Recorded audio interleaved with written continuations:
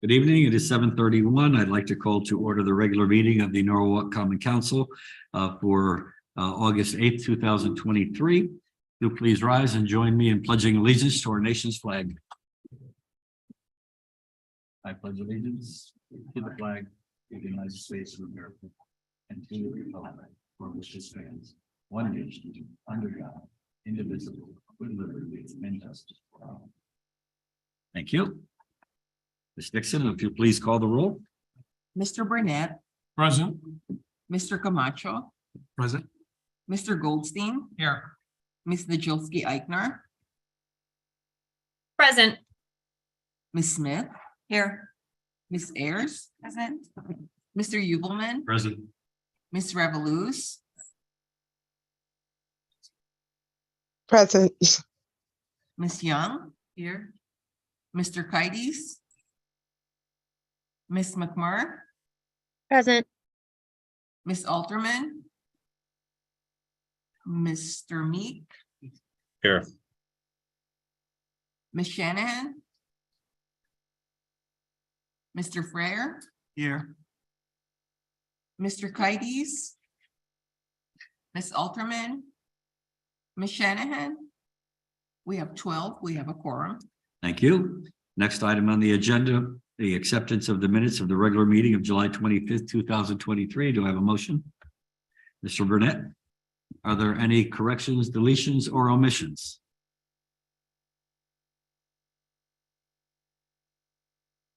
Being none, all in favor of approving the minutes as submitted? Aye. Opposed? Abstentions? Ms. Ayers abstains. And also. I'm sorry, Mr. Meek as well. Next, we have public participation. Mr. Manzi, is there anybody in the audience that wishes to address the council? No. Mr. Manzi, is there anybody watching virtually that wishes to address the council? If anyone would like to address the council now, please raise your hand electronically.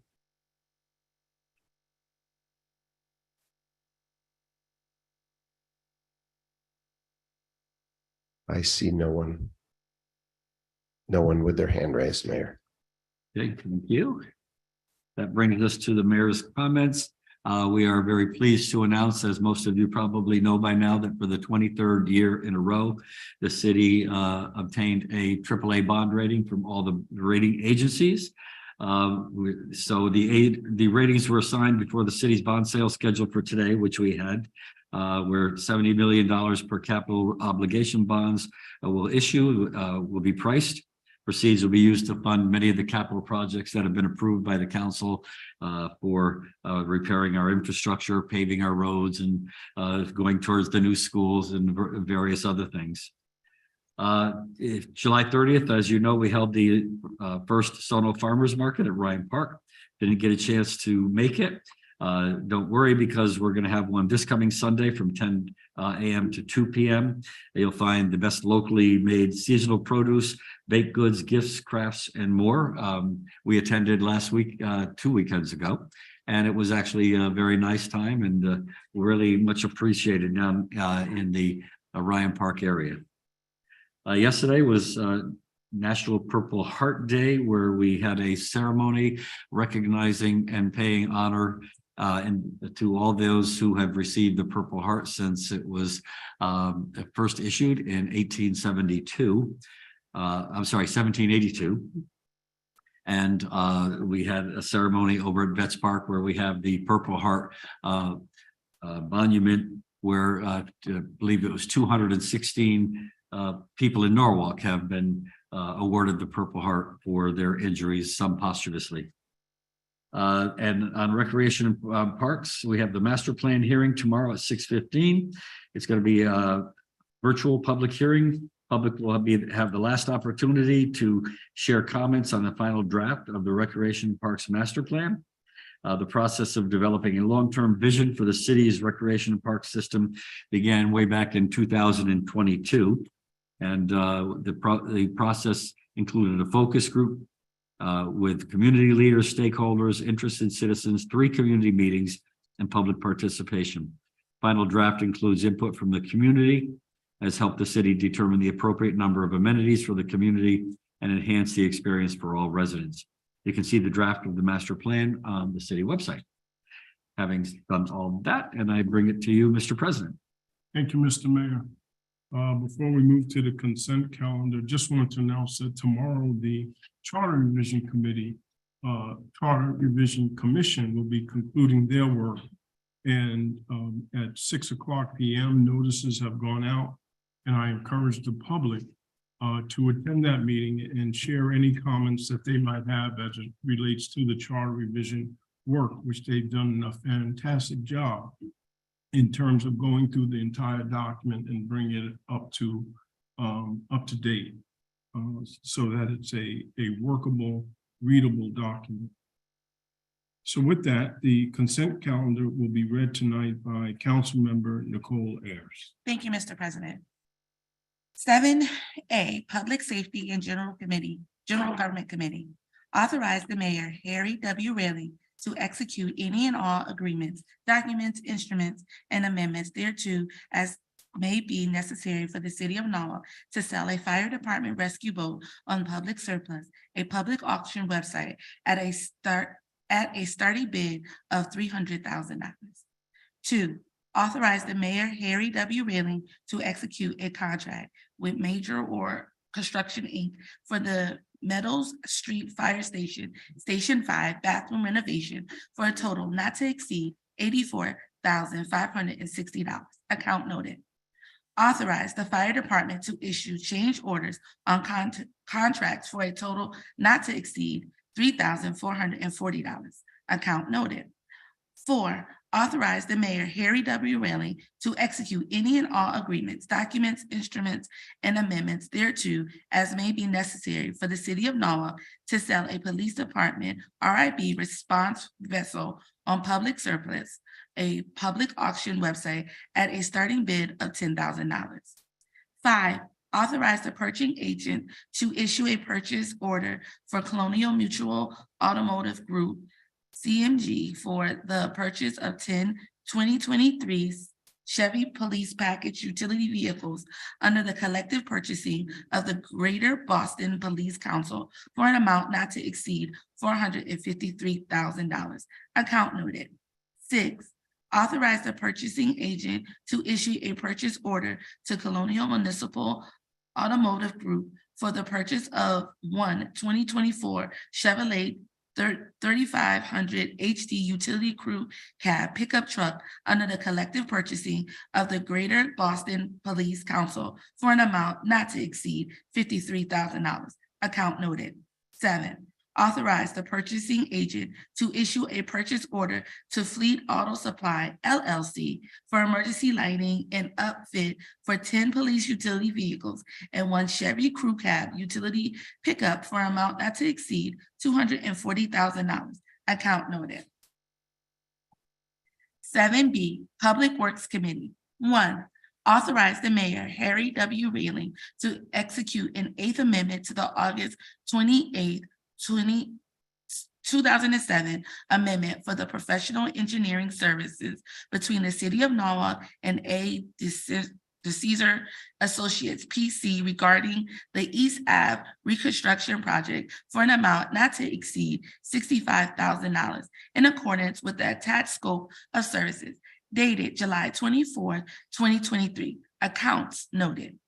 Authorize the purchasing agent to issue an increase to the sole source purchase order to FLT Geosystems for the upgrade to their survey equipment for an amount not to exceed $5,200. Account noted.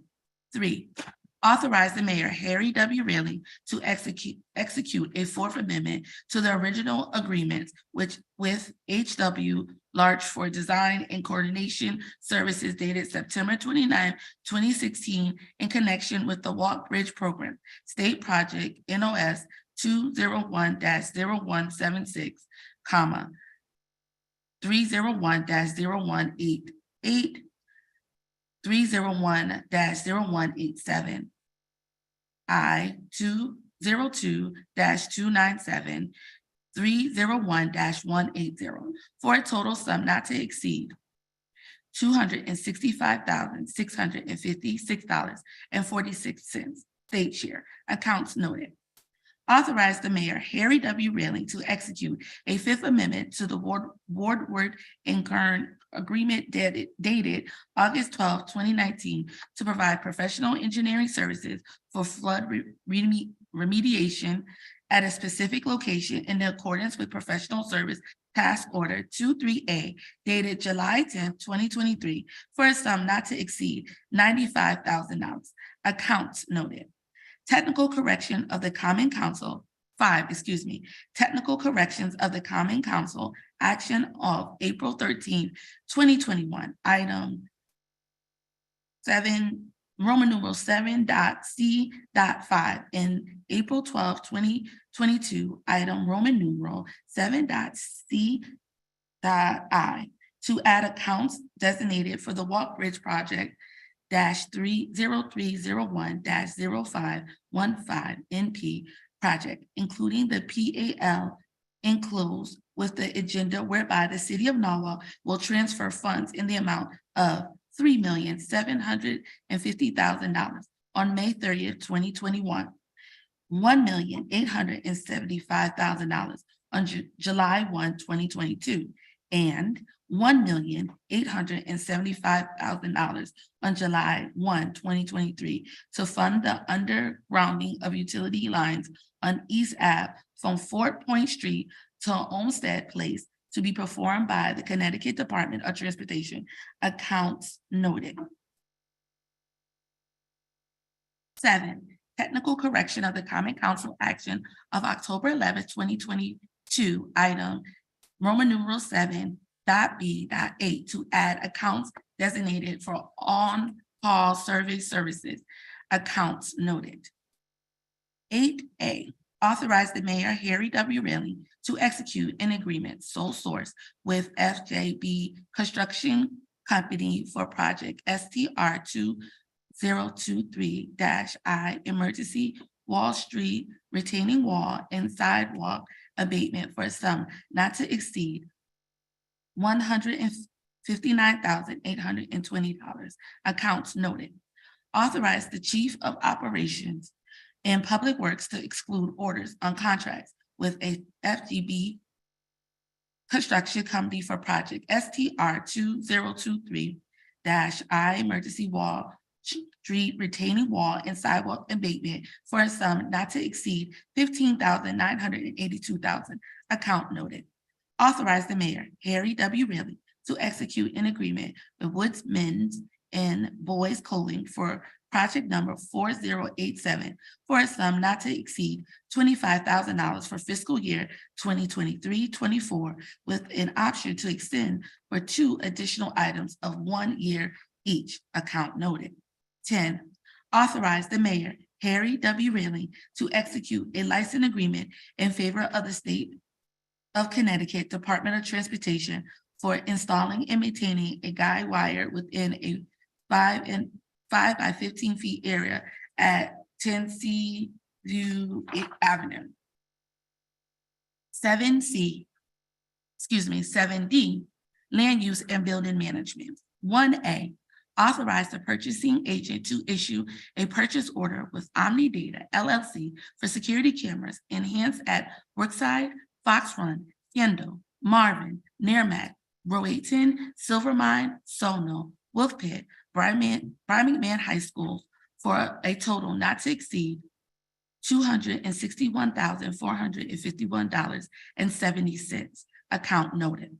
1B, authorized to establish a contingency for additional services as may be required for a total not to exceed $24,864.46. Account noted. 3, authorize the purchasing agent to issue a purchase order to Integrate Systems Service LLC for the enhancement to school security access control improvement at Fox Run, Marvin, Merrimack, Nathan Hale, NECC, Ponus, Rowayton, West Rock schools for a total not to exceed $196,561. Account noted. The ending of the consent calendar, Mr. President. Thank you, Councilman Ayers. You've heard the reading of the consent calendar. I'll call for the question. All those in favor, show by a sign of aye, raising your hand or verbally. Aye. All those opposed have the same right. Any abstentions? The consent calendar is approved as read. Mr. Meek abstains. Abstain? Yeah. Okay, thank you. So the consent calendar is approved as read, and back to you, Mr. Mayor. Thank you, Mr. President. Now we go to item 7A8, Ms. McMurray. Thank you, Mayor. 7A8 reads as authorize the Mary W. Rilling to execute a agreement with the option of 2 one-year extensions with Everything Parking Inc. DBA Cross Safe for project 4280 for a total net not to exceed $388,000, account number noted. I would like to move this item and speak to it for a moment, please. Yes, you have the floor. So this is something that the police department has overseen, hired for, trained for, and provided for, and scheduled for our schools. It's all the school crossing guards. And in the past, we've ran into issues where whenever a crossing guard would call out sick for one reason or another, the police were in charge of replacing them, sometimes last minute, with a police officer, which can oftentimes lead to overtime costs. So we've been looking into outsourcing the school crossing guards to a company, which this is implying, to outsource it so they are in charge of hiring, training, and providing more schedules to take that off of the police department's plate and negate the fact that we would have then police officers working overtime in the case of somebody calling out. So we have Chief James Walsh here this evening to answer any questions and speak further to this. So I'd like to turn it over to him. Good evening, Mayor Rilling and Common Council. I'll start off if any council member has any questions. I do have some prepared points. Any questions for Chief Walsh relative to the outsourcing of the school crossing guards? Yeah, I just have a quick question. Mr. Camacho. The account that this money's would be coming from, is that a police department account? Yes, it is. It's under our Community Services Division account. Okay. Thank you. Any further questions? Seeing none, all in favor? Sorry? I think that the chief wanted to speak to more. More comments. Oh, I didn't see anybody raise their hand. Oh. The chief or the chief? Sure. I have some prepared points. Yeah, last year's operating budget for the school crossing guard program was approximately $240,000. That did not factor in the overtime variable of daily replacements when a school crossing guard calls out sick. And we have to place them with a patrolman on an overtime rate or actually pull them off the road. From the beginning of the school year, we averaged 2 to 3 a day. When the weather was inclement or cold, sometimes we averaged 4 to 6. So that would mean we'd have to hire 4 to 6 police officers at the end of shift or find 4 to 6 police officers, patrolmen, mostly, and this occurs at the 3 o'clock hour. So it's very difficult at shift change to man these. So a lot of times we're ordering officers in on overtime to cover all these posts for at least 30 or 90 minutes. So that created a huge overtime, which increased the cost of our operating budget well over $240,000. In this year's operating budget, we asked for the privatization program with a budget of $389,000. This is an all-encompassing program in which the company recruits, hires, trains, equips, manages, and responsible for every facet of the program. They are also responsible for standby guards to replace when absentees occur. In privatization of all these responsibilities, it will free up the daily job duties of the community services sergeant who was managing the program. If we were to quantify the time of the sergeant on a yearly basis with the management responsibilities, the equipment, hiring, and daily managing, the proposed privatization is not a huge overall increase. The privatization of the school crossing program was a recommendation of the efficiency study conducted by the city in 2021 and 2022. This proposal was also approved through the Finance and Bet committees once the reasoning was articulated in the budget approval process.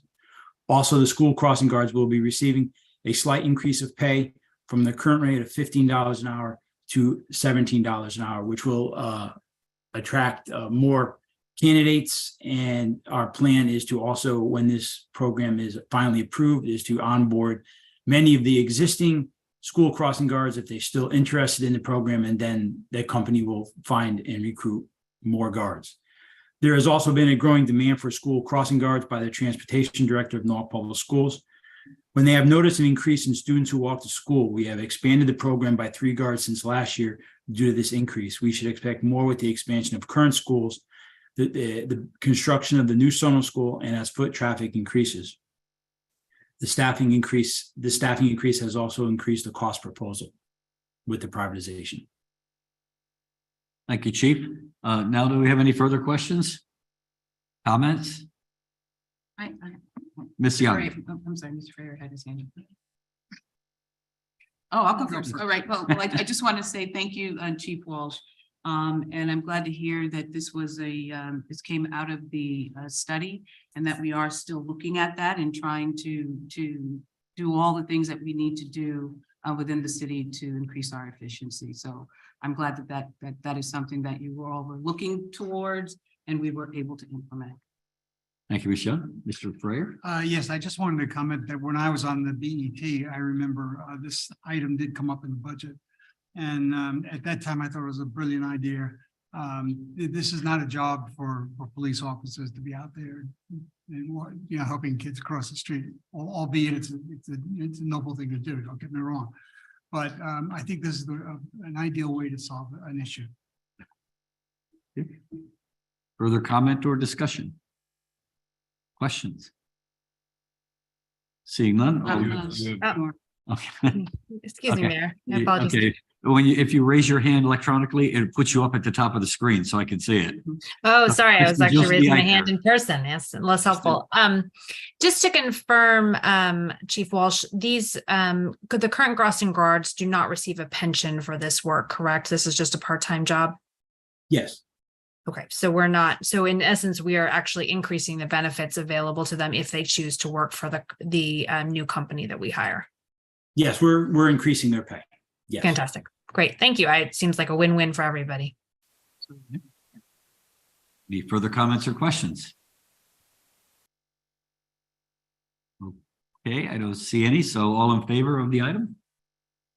Aye. Opposed? Abstentions? Motion carries unanimously. Thank you. Next, we have Public Works, Ms. Smith. Yes, item six, authorize the purchasing agent to issue a purchase order to Alta Enterprises LLC for the purchase of one Vantage LIB 9D6 cab pickup for a sum not to exceed $45,700, account number noted. I would like to move that and just say a quick couple of words that this is an all-electric vehicle that will be used for the Clean Street Ambassador is going to be using this. We have our Chief of Public Works, Vanessa Valadares, here, as well as Chris Torrey, who is our Director of Operations, to tell us about this great purchase of an electric vehicle. Mr. Torrey. Thank you, Mayor and council members. This is a vehicle that's expanding our fleet, not our fleet, but our electric program. Look at myself. The truck is electric. There was a discrepancy in the pricing in bids. One was much higher. I just want to clarify that discrepancy was because the company with the higher bid did not offer a no frills electric vehicle, which this is. It doesn't have heat, it doesn't have air conditioning. It's our Clean Streets Ambassador vehicle.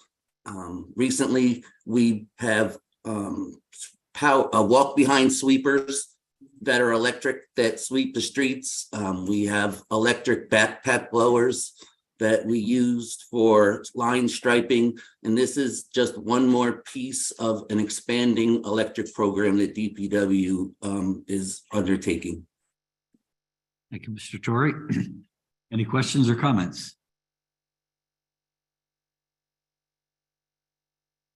Ms. Najewski-Eichner, thank you.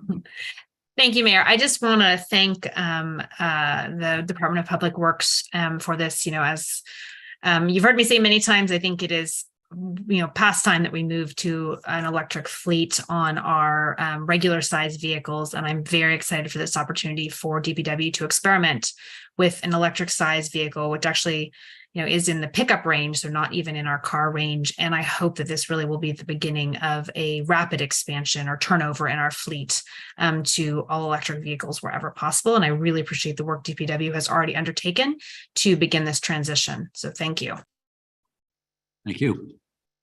Ms. Smith. Yeah, just quickly, I'd like to add to that, and I would like to very much commend the Public Works Department and our chief, who you're just doing such a great job, and you really hear us when we talk about the importance of electric vehicles for the future. With the climate change we're just hearing, it's getting so bad, and the fact that you've also added some electric leaf blowers, you're just doing a really great job. So I thank you very much for your work.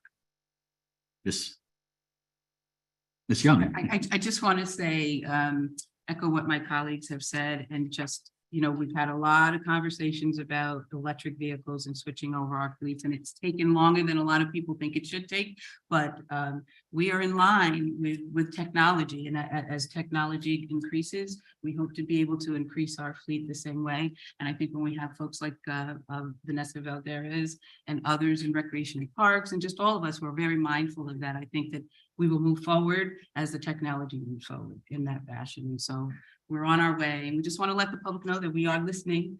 We have very passionate council members who believe in this, and so we're starting. And so kudos to everybody who's been involved. Any further comments? I would like to commend all the department heads.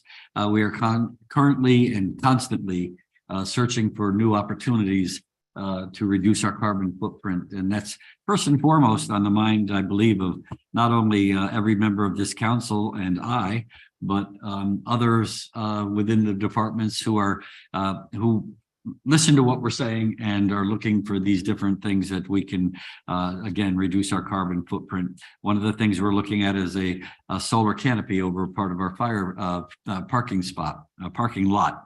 And I think that'll go a long way, because that'll have some drop down electric vehicle charging stations on it as well. So again, we're looking for those opportunities, and I commend everybody for keeping this first and foremost in their mind. So now I'll take a vote on that unless there's any further comment. All in favor? Aye. Opposed? Abstentions? Mr. Meek is opposed, and there's no abstentions. Hey, I think that brings us to 7C1, Mr. Houliman. Thank you, Mr. Mayor. I'll give my colleague, councilperson Nicole Ayers, a moment. Thank you. I need to recuse myself from this item. Oh, okay. Please let the record show that Ms. Ayers has recused herself from this item. All right, thank you, Mr. Mayor. I'd like to read the item and then speak to it.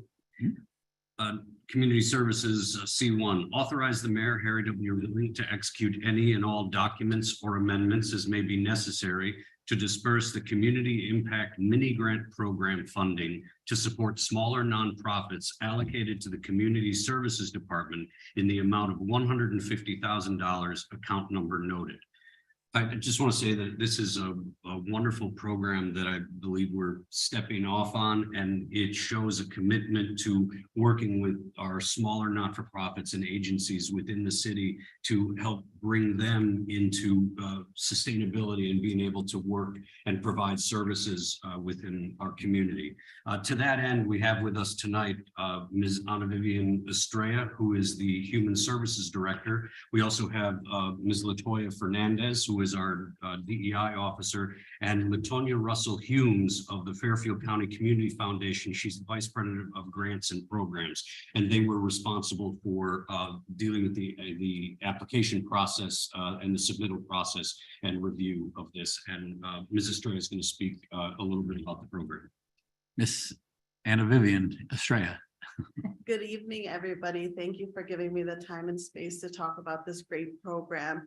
So as most of you know, if not all of you, during the ARPA session last year, we heard a cry from the community that we needed to make opportunities available for smaller nonprofits that weren't prepared to take on a federal or state grant like the ARPA monies, but still needed support from our community services and our budgets where we can extend smaller infusions of money. And so this community impact mini grant was born out of that community need. And so what we were targeting was nonprofits that make under $1 million organization wide. So it's really smaller nonprofits because, as we all know, in order to carry a nonprofit, they tend to have a lot of expenses, and you have a couple of salaries and you're already over $1 million. It sounds like a lot, but it's really not a lot. And 75% were actually under 552,000. So we're really talking about small organizations that put in for this opportunity. We received 40 applications. With the proposed funding, we would be able to provide full and partial funding for what their requests were for 20 of them. So we would be able to fund 50% of the applicants under the way that we structured it. It was an amended process. So the application was 2 pages. The panel, which I was a part of with Latoya Fernandez and Latonya, we really tried our hardest to make sure that we were as equitable as possible. We tried to be helpful in the process. So when we received questions, we answered their questions. And I know Chief Officer Lamont Daniels also made himself available. So we made a concerted effort to make this as attainable as possible for the intended target. I don't want to belabor the point, but I do also want to make sure that I answer any questions that you may have regarding the applicants. They really ranged everything from equipment to expand a pantry to direct services for children with special needs. So you couldn't even categorize them in one category, honestly, but our 3 focus points that we had was education, so supports, enrichment, and then we also had health, both medical and mental health, and safety net. So those pieces of our community where we don't necessarily have a specific program that lends itself.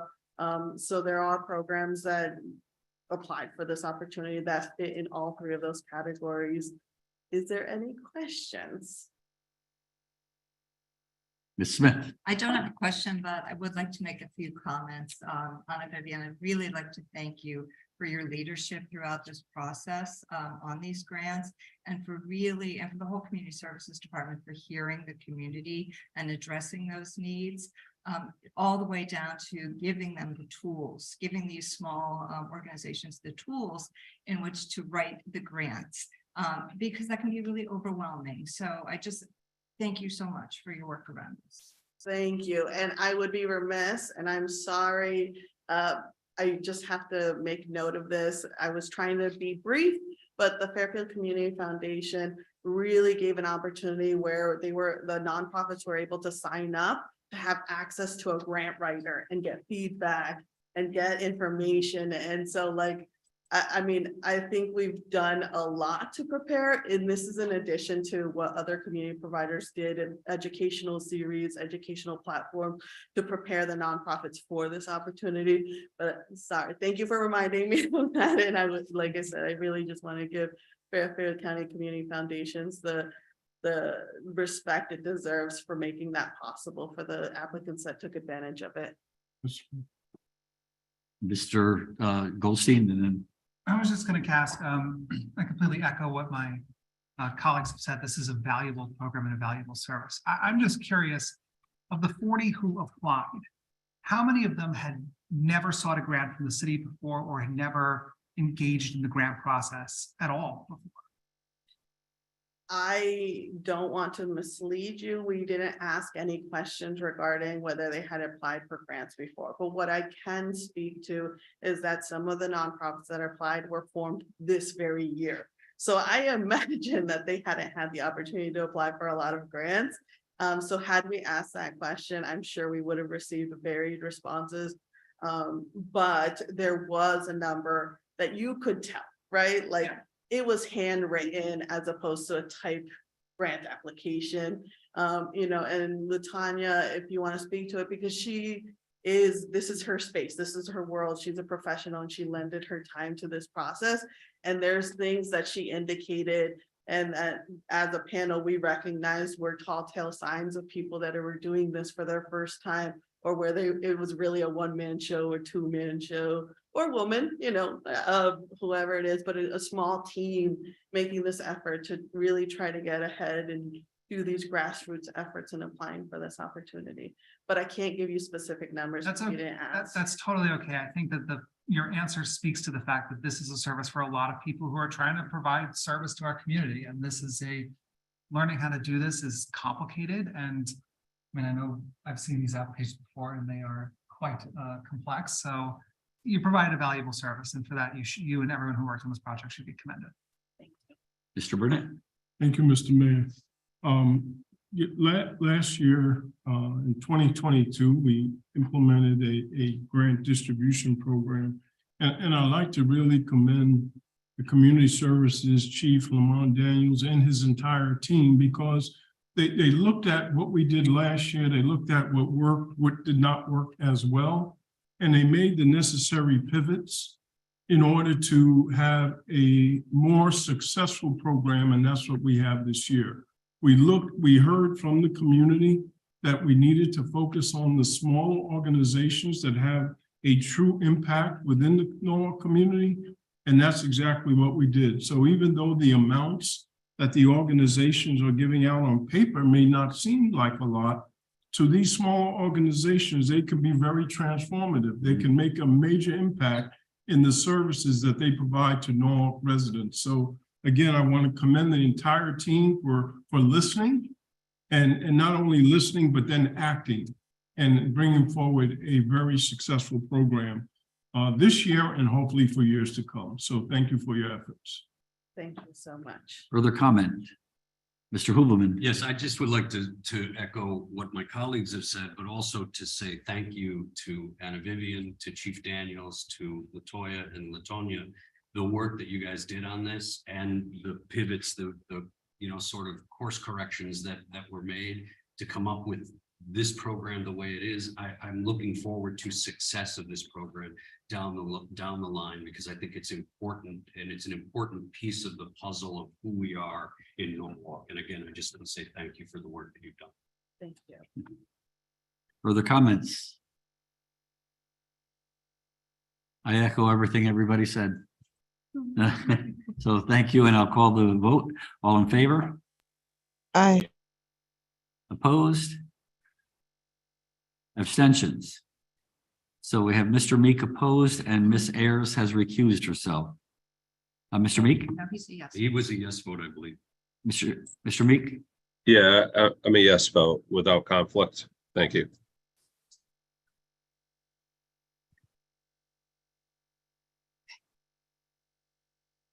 Okay, next, I'm waiting for Miss Ayers. Ms. Ayers back in.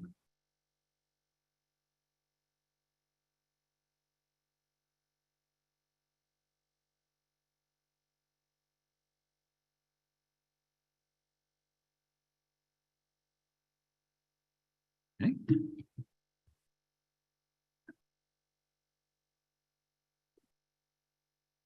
Thank you. Let the record show that Ms. Ayers has returned to the council. And we now have item 72, Ms. Smith. Thank you, Mayor. Item 2, authorize the purchasing agent to issue a purchase order with Mutual Link Inc. for emergency response system at all Norwalk Public Schools for a total not to exceed $723,800. Account numbers noted.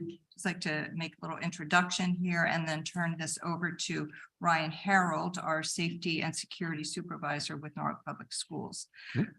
Tonight, all of the items under land use and building management have been around school safety. The items on the consent calendar were the security camera enhancements and 24-hour exterior door monitoring.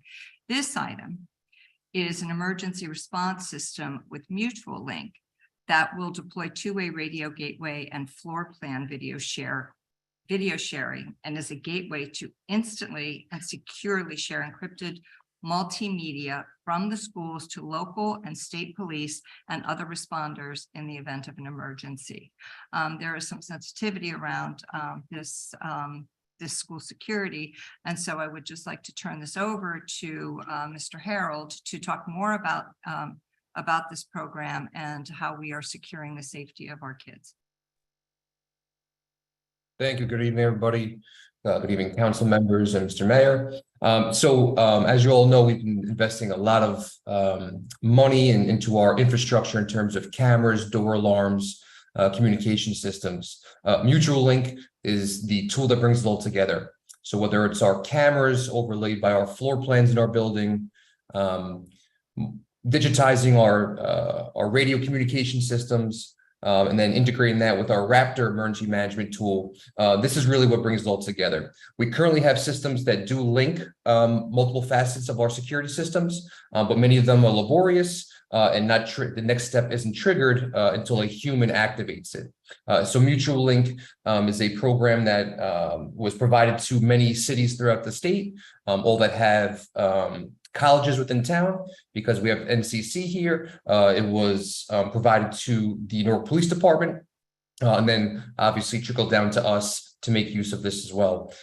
So again, really last year in Newark Public Schools, we had over 70 emergencies that were activated in Raptor that had elicited some level of response from first responders. Again, many of them minor, but the way this would work is once we activate Raptor, 911 operations at the local level, and God forbid we needed state support, would have instant access to our radio communications, our Raptor communications, as well as a live feed of our cameras to know what they're dealing with in the building before first responders even get there.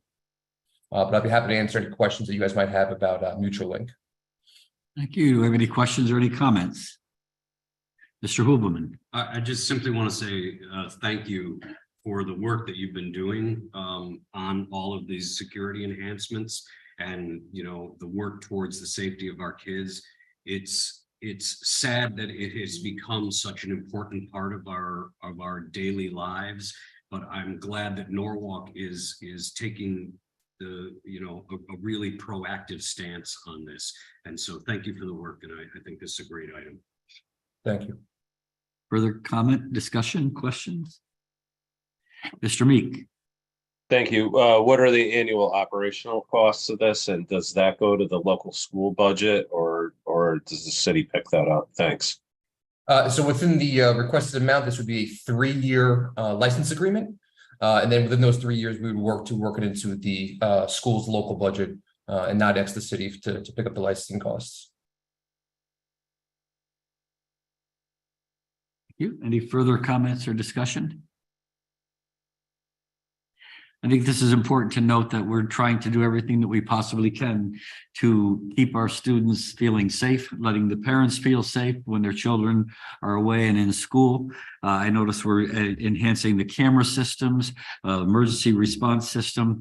I know that working with Chief Walsh, I've had discussions with him relative to hiring extra patrols during the school year, so that they can patrol different schools and be on the grounds at various different times to have that police presence, so that, again, just an added level of security that we need to provide. And we want to make sure that our parents and our children feel safe. So having seen all that or said all that, any further comments? And if not, I'll call the vote. Mr. Meek, I'm sorry, you have a comment? Yeah. No, just a comment. I mean, respectfully, I'm a no vote on this, and it's not that school security isn't important. It's just that we have been dumping millions and millions of this over the years. It would be nice to have an end game where we have a total system in place in the same time where we're reducing SROs at these schools. You know, I hope the technology will replace the manpower, but it doesn't really seem like we're that serious on the manpower, and just throwing more and more money at technology, which somebody at the end of the day still has to monitor. That's why I'm going to vote against it. Thank you. Thank you. There are no further discussions. All in favor? Opposed? Abstentions? The records show that we have 11 in favor and 1 opposed. Mr. Meek is opposed. With no further business to come before the council, Motion to adjourn. Ms. Revolution makes a motion to adjourn. All in favor? Aye. Opposed? We are adjourned at 8:16. Thank you to all the council for your hard work.